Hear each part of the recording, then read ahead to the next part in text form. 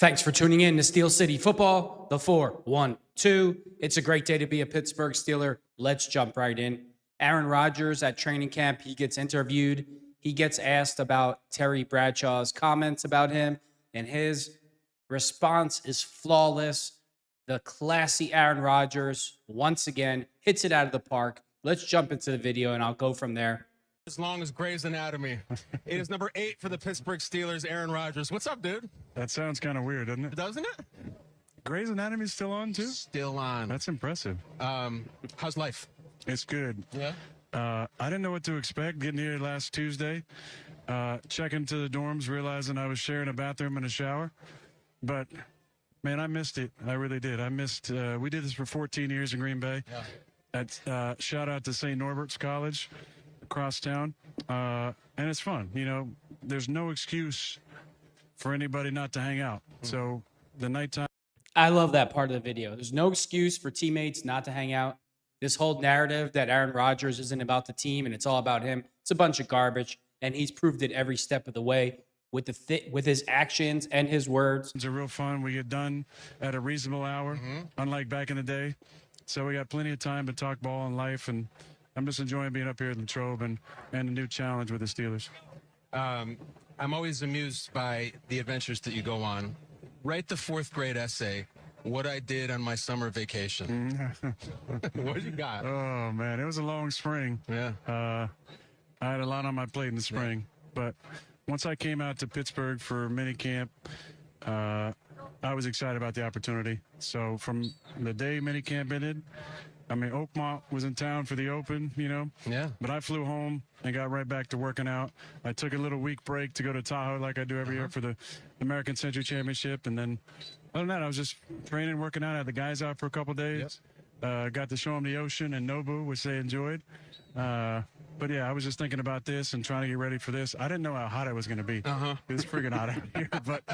But it's been fun, man. I like the guys. I love Coach T. I mean, he's everything that you expected he would be, and then a whole lot more. So I'm enjoying my time. I just wanted it to be fun again. I wanted to get back to loving the game, and it's been a good few days so far.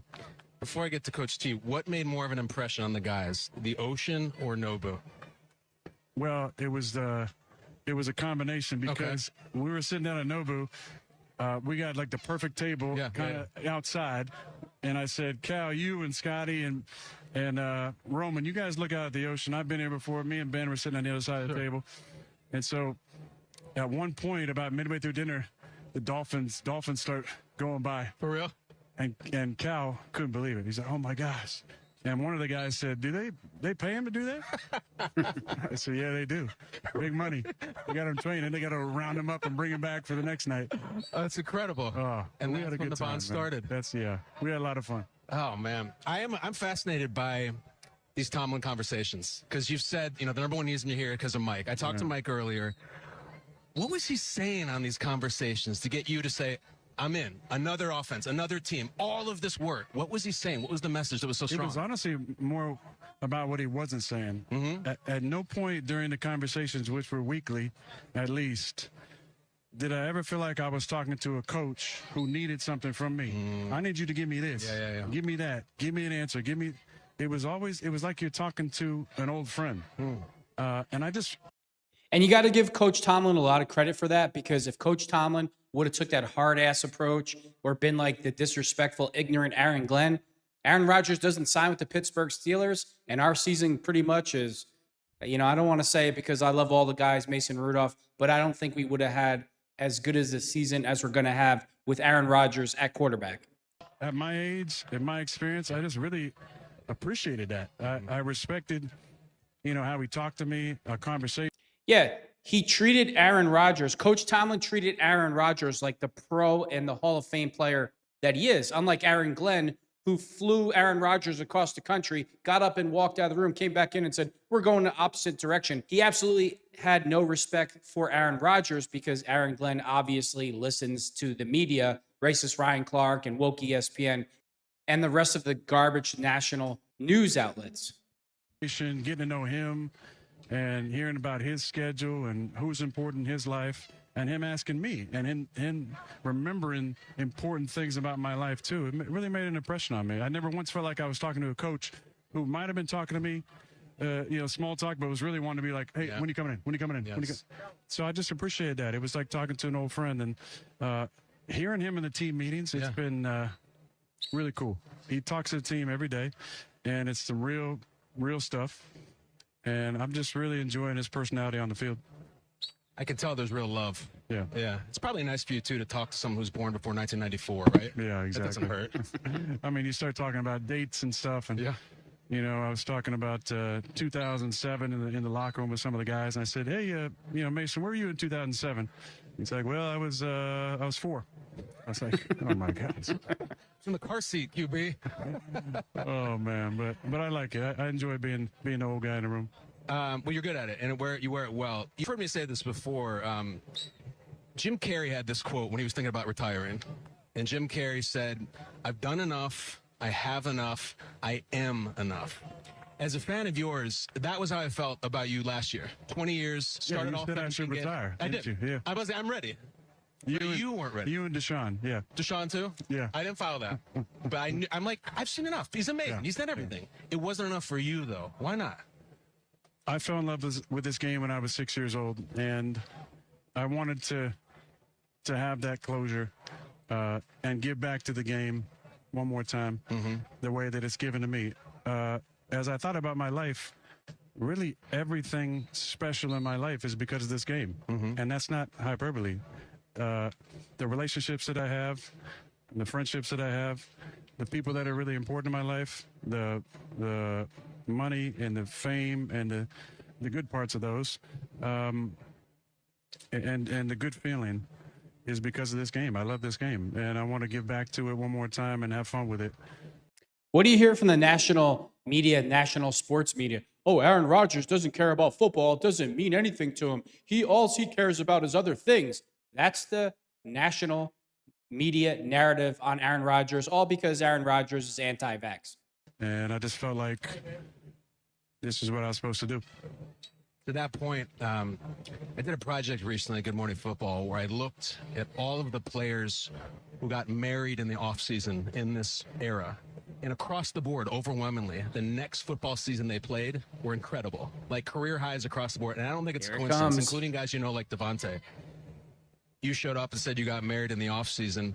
How does it change how you feel as a man, and how might it affect your play? How much time do you have? Whatever you want, buddy. It's you. When you meet the right one and you're with the right one, your whole world changes in a second. And to have that person that unconditionally loves you behind the scenes, there's no better feeling in the world. And I got the most incredible wife. I just really love her, and I'm so thankful to have her by my side at the end. When you have that stability and that rock behind you at the house, you feel like you can do anything. You played this season for her and you together. Yeah, for us. It's beautiful. I'm very, very happy for you. You know what that means? We're going into the Super Bowl and we're going to win it. Very happy, genuinely. Thank you. We can't let you go. I'm always very amused, Aaron, by your observations of the media. Okay? Everybody's going to get a little squirrely now. Someone had a nuclear take on you. Terry Bradshaw, number 12 from the Steelers. Terry Bradshaw says, Rodgers to the Steelers. I wrote it down because I want to get it right. It's a joke. Stay in California, chew on bark, and whisper to the gods. I whisper to the gods every single day. Damn right. I've known Terry for a long time, being a part of Fox. Terry's a legend. He's an absolute legend. He won 4 Super Bowls. He's had a legendary career in the media. But Terry, like a lot of people, doesn't know me. And so he's got an idea of what he thinks about me based on what I've done, the documentary, what I've said, Darkness Retreat, whatever the hell you want to talk about. I'd love to get to know Terry on a deeper level. And I feel like if he gave me a chance to get to know him, then we'd have a good friendship, because for me, I have nothing but the utmost amount of respect and deference for what the greats have done, because they laid the foundation for us to be able to play in this great game, to be paid like kings, and to carry on the tradition of excellence that guys like the Bradshaws of the world in the 70s and Bart Starr in the 60s and Lombardi and Joe Montana and Steve Young and Troy Aikman and Brett Favre and all the greats that have been over, Tom Brady, you know, we're standing on the backs of those guys, and it's because of how they played and how they carried themselves that we're able to have this opportunity to still play this great game, to get paid really well, to set ourselves up for our future. So I'd love to get to know Terry on a deeper level if he's open to it, and maybe we can go chew some bark or whatever the hell he's talking about together. Sounds like fun. Yeah. Let's end with a laugh. There was a laugh. This is a bigger one. Okay. That was a laugh. You're right. I literally laughed out loud when I looked at the Steelers' schedule, literally, and that the schedule makers, the NFL. All right, let me address that. Number one, I love Aaron Rodgers' response. He's a class act, and I wouldn't expect anything else from Terry Bradshaw. He's always opening his mouth, putting his foot in his big mouth. He did it with Big Ben Roethlisberger. When Big Ben had the issue with the female, Terry Bradshaw went on TV the next day and totally ripped Ben to shreds without reading the actual police report. I've read the police report. And what that female did, what that woman did, she should have been sent to prison. All you need to do is read the police report. And this is just typical Terry. Terry, did you even give yourself a timeout and really watch Enigma, the documentary, and really get to hear Aaron's version of events? He probably never even watched Enigma, because if he did, those ignorant statements wouldn't come out of his mouth. And it's just typical Terry Bradshaw, always opening his big mouth. Have zero chill. What was your response when you're like, all right, my first game as the Steelers quarterback is going to be at Jet Life Stadium against the administration who released me? I mean, that's the way it goes sometimes, you know, of course. Now, did they have any inside information? I don't know. Who were they talking to? I'd love to know. But to start off, and I look at it deeper, you know, start off with the Jets, then play Seattle, where DK just came from, go to Chicago, which, I mean, obviously we're playing FC North, but go to Chicago, Green Bay, in Pittsburgh. Yes. Some weird uniforms, though. Very. That'll be strange. Yeah. And then I was hoping to get 2 NFC North road games, but we're doing the other one in Ireland. But I'm excited. You know, we get to play the Jets, play the Packers again, play the Bears, play the Vikings. It'll be fun. It's going to be really fun. Sorry, and the Lions as well, of course. And the Lions. Yeah. So many memories with everybody. Yeah. That's 21 Aaron is the Detroit Lions' daddy. years. You wear it well, man. Season 21, Pittsburgh Steelers quarterback Aaron Rodgers. It's fun to say. It's fun to see you in the colors. It's strange to say, but it's fun to say as well. Yeah, it's getting more and more fun as the day goes by. Yeah. It's early still, but guys, that's it. This is, in my opinion, the best quarterback to ever play at the position. Aaron Rodgers has been nothing but a class act. Every single thing that the media, the national media, has been saying about Aaron Rodgers is a complete lie. He's proved it over and over and over again. And if you look at Aaron Rodgers' history in the NFL, no teammates have ever came out and calling Aaron Rodgers a bad teammate.